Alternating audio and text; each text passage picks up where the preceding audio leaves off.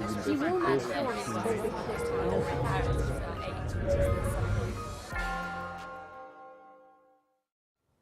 just finished a book on the history of all Christianity everywhere, and it's become a TV series. And I want to develop that now, because I've got a series of lectures in the University of Edinburgh to do, and I've chosen the theme of silence.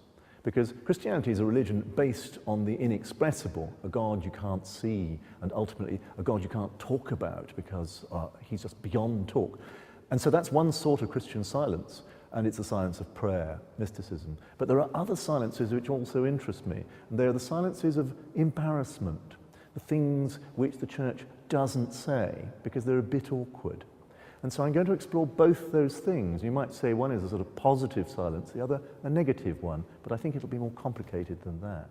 The thing about Oxford is you don't need to leave it for the sort of research I do, because I just need a huge amount of books. I was dealing with 2,000 years, 3,000 years of Christian history.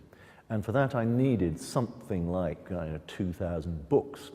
I would find a reference in the morning, I would call up Bodley on my laptop, and there the book would be in the afternoon. This is an extraordinary place for books. I think of those 2,000 or 3,000 books which I read for this project, perhaps only 6 or half a dozen, 5, whatever, weren't in Oxford. Now that's an extraordinary luxury, a great privilege. It seems to me that the history of Christianity is absolutely essential to talk about, because there is so much bad history around. And arrogance, conceit, dogmatism are all based on bad history, inadequate history. So what I'm doing in this project, like all projects on the history of the church, is to bring sanity to discussion. I'm hoping that I can give other people a sense of balance just by complicating the story, because all stories are very complicated. You don't need to tell them in a confusing way, but they are complicated.